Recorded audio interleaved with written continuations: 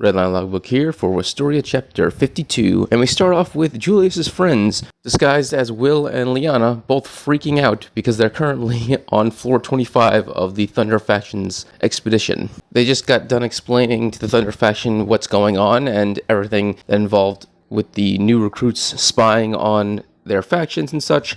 And there's currently a battle going on above ground where Will and Liana have joined. And apparently, the leaderships of the factions were also ordered to spy on the new recruits. So it was a double spy thing. Zero reveals that it was most likely something done by Aaron. Apparently this is something that he's really good at. He's able to get everybody to focus on everyone else, and then he just stands at the top of the tower, basically watching as the pieces move around so he has the full picture. And it's clear Zero does not like Aaron at all, but he does seem to respect the fact that as long as he's there, the tower will not fall. We then pop back over with Will and Liana, who are taking on Shade. She makes the first move, creates her chains, but Will's already seen the technique, so he's already got it memorized and just cuts it down like it's nothing.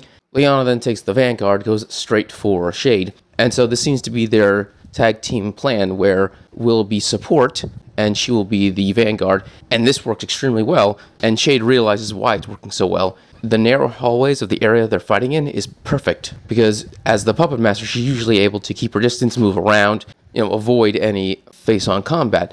But in a situation like this, she can't win. And apparently she also has access to a Mage Killer, but she doesn't use it because she realizes Will's there, so if she did pull out a Mage Killer, Will and Liana could just swap places. And basically, Shade realized that they were set up, that this whole entire big attack that Gothica had planned was a complete trap that the tower was plotting from the very beginning. While she's distracted with her own thoughts, Will then just ragdolls her through a wall. Realizing she's in a losing position, she decides to destroy the ceiling and then use her chains to escape. Liana's about to go after her, but then Will reminds her that they gotta protect the panel, and they just can't abandon it, so they're just gonna have to let her go. But Curts is there, and he tells them through a magic item, just go after her, I'll protect the panel. Obviously they're suspicious because, for all they know, Curts could be a traitor, or a puppet. Curts then points out that he is the paramount. He basically has full access to the panel at all times whenever he feels like it. And so, if he was a traitor or a puppet, this tower would have fallen long ago. The two of them accept Kurtz's reasoning and decides to go after Shade, leaving Kurtz to protect the panel. Kerwin is currently watching everything go on.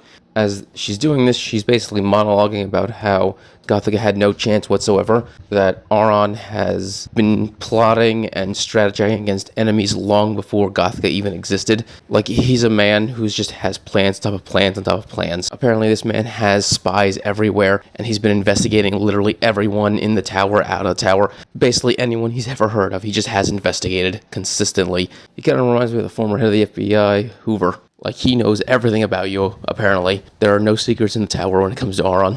But that doesn't mean the battle's over, because this is a battle of spies and a battle in the shadows, which means there can always be another piece that played that can turn the tide. And one of those pieces is mass information, able to spy on literally everyone. And we get to see that with Gothica's spy network, where a single man is listening in on the conversations happening throughout the entire battlefield. One of my favorites is the fact that the Earth Princess, aka Clonette, is apparently going on a rampage. Anyway, the one who's in charge of the spy network, spying on everyone, is Bernhal, the guy who is the designer and tailor for literally everyone in the tower. And the one who confronts him is actually Sion, and based on what we're hearing in the background, because once again, he's spying on everyone, no one knows that Sion went on this mission. It seems to be something that Sion did on his own. And the reason why he went on his own is because apparently Bernthal was a childhood friend of his, and he wanted to confirm that it was true that Bernthal was a traitor or not. Now, how was Sion able to know that this guy was a possible traitor and everyone else has no idea where Sion went? Well, the answer to that is actually very simple. It's because of Cariot.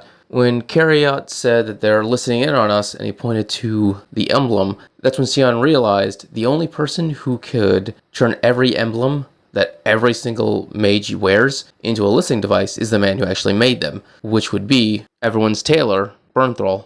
And based on the reaction that Bernthal gives to Sion, who's pleading for him as a friend, it's revealed that Bernthal most likely is in fact just a traitor and a member of Gothica and not a puppet. He did this of his free will. That's when we jump over to Curts and Charles. Charles is begging Curts to use that thing that they had created earlier to take on the Mage Killers, but Charles is like, no, as long as the Earth Princess is out there, which the Mage Killers won't be a problem. First off, the fact that even Curts is now calling her the Earth Princess just means literally everybody is. She has now been titled as the Earth Princess, and is probably a prospect to be one of the next Magiwandas, which is extra funny because Clonette does not like the name Earth Princess, but going forward, it's going to be stuck with her. That's just funny. But the reason why Curts refuses to play his hand just yet is because he expects that Gothica has another card to play themselves. And Curts, being the most paranoid man to ever live, is very careful only to do what he deems as completely necessary, and to only allow people that he seems completely necessary to do what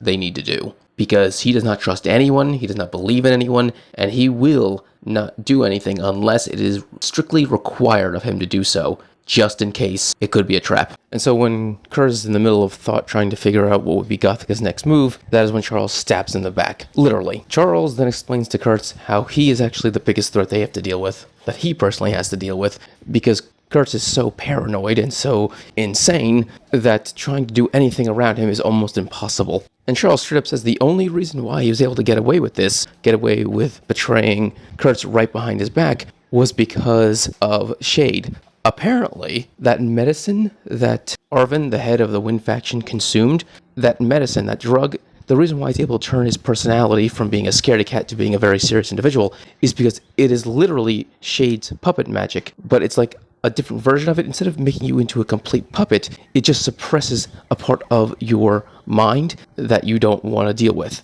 For Arvin, it's his cowardice, and for Charles, it's his treachery, basically.